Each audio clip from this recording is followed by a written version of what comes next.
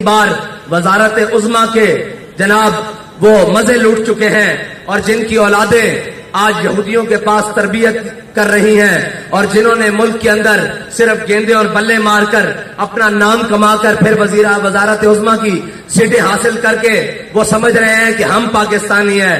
पाकिस्तानी वो नहीं है, पाकिस्तानी वो है कि जब पाकिस्तान का परचम उठाने पर गले कट रहे थे अनगिनत और जब पाकिस्तान का परचम उठाने पर छुपकर हिजरतें करनी पड़ रही थी और जब पाकिस्तान का नारा लगाने पर कुंबे के कुंबे दरियाए रावी में कत्ल हो रहे थे और जब पाकिस्तान का नारा लगाने पर पूरी की पूरी ट्रेनें सर काट कर अमृतसर से लाहौर भेजी जा रही थी।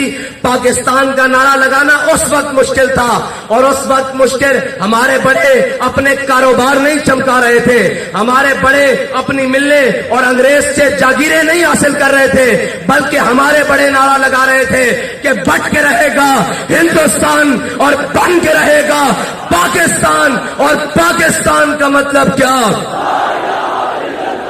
दस्तूर रियासत क्या होगा, वो थे हमारे बड़े। और उन बड़ों की लाइन उसी तरीके से आज उनकी औलादे भी, इनको पता है अंग्रेज के इन गुलामों को, इन अंग्रेज के इन जनाब चापलूसों को, इन अंग्रेज के नौकरों और चाकरों को पता है कि अगर ये हकीकी वारिस जिनके बड़ों ने इस खत्ते पर 1000 साल हुकूमत की है, जिनको हुकूमत करने का पता है, जिनको हुकूमत करने का ढंग आता है, जिनको पता है कि गैरों से बात किस रवैये और किस जबान में की जाती है, इनको पता है अगर पाकिस्तान के तख्त पर हुजूर के दीन का परचम लेकर ये बाबा जी के मतवाले आ गए तो फिर यहां किसी की चल नहीं सकती।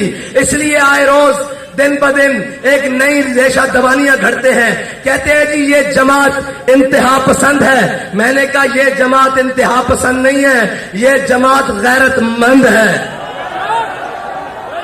और अगर गैरतमंदी का नाम इंतहा पसंद है तो फिर मैं भी इंतहा पसंद हूँ, फिर मेरे बच्चे भी इंतहा पसंद है, फिर मेरे कारकुन भी इंतहा पसंद है, फिर हमारा बात भी इंतहा पसंदी है। और गैरतमंदों को जब बेगैरतों को गैरत की बात दिलाई जाए ना तो वो कहते हैं बड़ी इंतहा पसंदी हो रही है। हम इनको गैरत दिलाने की बात करते हैं। मैं आपको पाकिस्तान की तारीख का एक वाकया सुनाता हूं।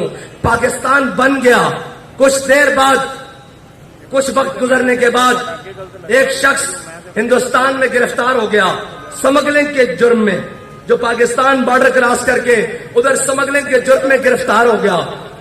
जब वो गिरफ्तार हुआ तो तब नया नया निजाम बन रहा था, तो वो मकामी हुकूमत ने उसको कहा हिंदुस्तान की कि यार इसको आज की रात अपने घर में बेड़ियां शेड़ियां डाल के रखो, तो सुबह फिर इसको जो टूटी फूटी वहां सिस्टम चल रहा है मजिस्ट्रेट के सामने पेश करेंगे।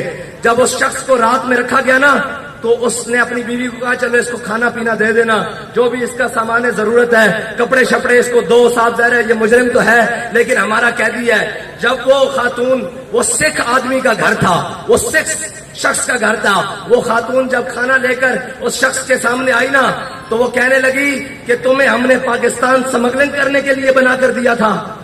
वो शख्स हैरान होकर उस खातून की तरफ देखने लगा। उसने कहा अच्छा मेरा जुर्म है स्मगलिंग, लेकिन तुम मुझे यूं क्यों कह रही हो? उसने कहा ओ बेगैरत और बेशरम, मैं मुसलमान की बेटी हूँ, ये वतन लुटते वक्त अंग्रेज मुझे उठाकर ले आए थे, मैं तो इंतजार में थी कि कोई मोहम्मद बिन कासिम का वारिस आएगा, कोई सलाहुद्दीन अयूबी का वारिस आएगा, कोई जनाब महमूद गजनी का वारिस आएगा।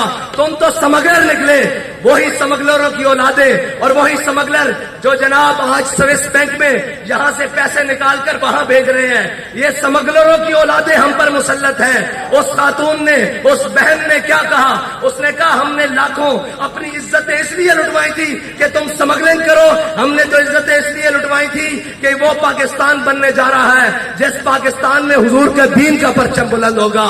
ये ہے ہماری داستان جس کو خون سے لکھا جائے تو شاید بھی کم ہو. اتنی قربانیاں دینے کے بعد یہ پاکستان ہم نے حاصل کیا, لیکن ان لائنوں نے پاکستان کو 75 سال تک جناب اس کو کھا بھی لیا. اس کو جس کا دل چاہا, جہاں سے دل چاہا, اس نے اس کو کھایا بھی, توڑا بھی, اور جو نقصان پہنچا سکتا تھا نقصان پہنچایا بھی.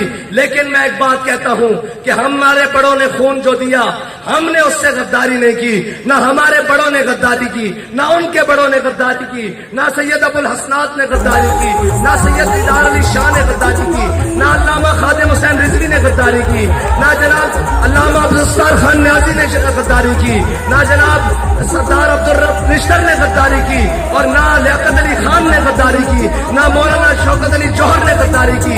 ہمارے بڑوں نے اس پاکستان کے ساتھ اور اس پاکستان کے نعرے کے ساتھ غداری نہیں کی. غداری زرداری نے کی, غداری نواز شریف نے کی, غداری ضیاء الحق نے کی, غداری پرویز مشرف نے کی, غداری جناب عمران خان نے کی. جو کل کھڑا ہو کے کہہ رہا تھا, لوگ کہہ رہے تھے کہ جناب یہ تو بڑا محب وطن ہے.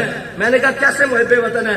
کہتا ہے جی وہ بہت بڑے اسٹیڈیم میں جہاں ہزاروں لوگ آتے ہیں وہاں کھڑا ہو کے قومی ترانہ پڑا ہے. میں نے کہا تجھے منافق کا نہیں پتا, یہ تو قومی ترانہ ہے, منافق تو پیچھے کھڑے ہو کر فرض نمازیں پڑھ رہے تھے.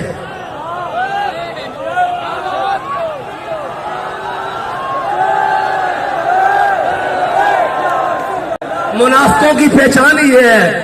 منافق تو پیچھے کھڑے ہو کر فرض نمازیں پڑھ رہے تھے, جمعے والے دن پہلے ممبر پہ کھڑے ہو جاتے تھے. یہ تو منافق کھڑا ہو کے ترانہ پڑے گا نا, اس کا پردہ جو چاک ہو رہا ہے, اس نے ترانے پڑھنے ہیں. تو ترانے نہیں, تو جو ترانے لکھنے بھی شروع کر دے. ہمیں اس سے غرض نہیں ہے, ہمیں پتا ہے تو منافق اعظم ہے. اور اب ڈیلے کرنے کے لیے ہمارے پاس خبریں موجود ہیں, کون کس سے ملنے کہاں کہاں جا رہا ہے. یہ یاد رکھنا, وہ کوئی بھی ہو جس نے اس پاکستان کے ساتھ کسی قسم کی بھی غداری کی ہے, تحریک لبیک پاکستان والے اس کے وجود کو قبول نہیں کریں گے, اس کے وجود کو قبول نہیں کریں گے. جس نے کہا یہ عارضی لائن ہے, اس کے وجود کو قبول نہیں کریں گے. جس نے کہا جناب ہم ایک ہی رحمان اور رام کو مانتے ہیں, اس کی وجود کو پاکستان والے قبول, تحریک لبیک پاکستان والے اور یہ ملت قبول نہیں کرے گی. اس لیے کہ وہ جس سے اس وطن کی جیل تو نہ کاٹی گئی اور بھاگ کر لندن جا کر بیٹھ گیا, جس کو لندن کے ایسی راس آئے ہوں اسے ملت کے درد کا کیا پتا, اسے قوم کے درد کا کیا پتا. اس کو کیا پتا کہ یہاں بیٹیاں غربت کی وجہ سے تمہارے کرتوتوں کی وجہ سے کاٹی جا رہی ہیں, ہمارے کرتوتوں کی وجہ سے نہیں. تم نے اس ملک کے عوام اور قوم کو اس حد تک لے جایا ہے کہ سارے دیکھ کر کہتے ہیں کہ یار یہ تم نے پاکستان حاصل کیا, یہ تم نے نعرہ لگایا, یہ تم نے اپنے وطن کے ساتھ کیا. میں ان سب کو کہتا ہوں ہم نے اپنے وطن کے ساتھ کچھ نہیں کیا. ہم نے لاشیں اٹھائیں, بھائی زخمی کروائے, بچے اپنی بچیاں جیلوں میں بھجوائی, اپنی خواتین کی جناب گھروں کی چادر اور چاردار دیواری کی پامالی کی, لیکن اپنے پاکستان کے خلاف ایک حرف نہیں بولا, ایک سوچا بھی نہیں, بلکہ یہ کہا کہ اوئے یہ پاکستان ہمارا ہے, یہ پاکستان ہمارے بڑوں نے بنایا ہے. ابھی فی الحال یہ کچھ جناب وہ چند ناہنجاروں اور غداروں کے ہاتھ میں ہے, لیکن یہ یاد رکھنا وہ کہہ گئے ہیں نا کہ منزلیں عشق کی آساں ہوئی چلتے چلتے. آپ کو اس لیے زیادہ چلاتے ہیں تاکہ آپ کو اندازہ ہو جائے, اور جب آپ کے ہاتھ کوئی چیز آئے, اس حکومت کی یا اس جناب ریاست کی کوئی ذمہ داری آئے, تو آپ کو احساس ہو کہ ہم کیسے چلتے چلتے اس منزل تک پہنچے ہیں.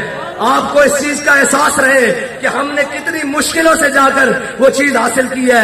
ان کو کیا پرواہ ہو, ان کے کون سے بچے لٹے ہیں, ان کے کون سے قافلے لٹے ہیں, ان کو کیا پرواہ ہو.